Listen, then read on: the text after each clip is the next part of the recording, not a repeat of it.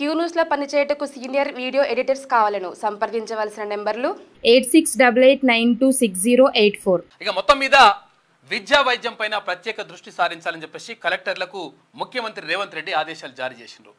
నిజంగా అక్కడ ఎందుకంటే ప్రభుత్వ విద్య ప్రభుత్వం ఆధ్వర్యంలో జరుగుతున్నటువంటి వైద్యము నాణ్యంగా అందాలి. తర్వాత దానికి సంబంధించి కలెక్టర్లు ఎప్పటికప్పుడు అక్కడ తనిఖీలు నిర్వహించాలి.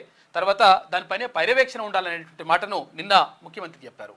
అంటే నిజంగా ఒక ఇది గొప్ప పరిణామంగా చెప్పుకోవచ్చు. నిజంగా అంటే మన లైవ్ కు వచ్చి 70 లక్షలు పే చేసిన ఇప్పుడు బాధితుడు ఉన్నాడు.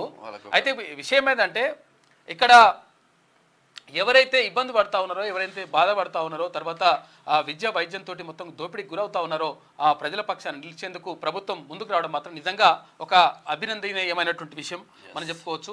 ఎందుకంటే గతంలో 8,000 పాఠశాలల్ని ప్రభుత్వ పాఠశాలల్ని మూయించిండు అప్పుడున్నటువంటి గతంలో ముఖ్యమంత్రిగా ఉన్నటువంటి కేసీఆర్. ఇప్పుడు లేదు ప్రతి ఒక్క ఊర్లో 100% పాఠశాల ఉండాలి. ఎప్పుడు అంటే 10 మంది విద్యార్థులు ఉన్నా కానీ ఒక ఉపాధ్యాయుడు ఉండాలనేటువంటి ఒక మంచి నిర్ణయం తీసుకున్నారు ముఖ్యమంత్రి. నిజంగా ఇది ఒక శుభ పరిణామంగా చెప్పుకోవచ్చు. ఎందుకంటే ప్రభుత్వం ఆధ్వర్యంలో ఉంటే ఎవరైనా పేదలు ఉంటే వాళ్ళు భయపడడానికి ఆస్కారం ఉండదు. ఎందుకంటే ఇక్కడ ప్రైవేట్ స్కూల్కి పోతే లక్షల ఫీజులు అడుగుతుంటే అక్కడ భయపడుతున్నారు.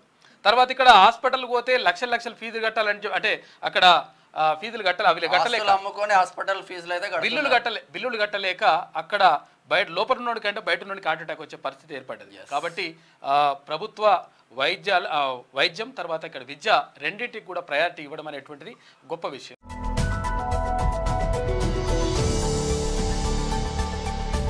మీకు వార్తలు రాయడం విశ్లేషణ చేయడం వచ్చా?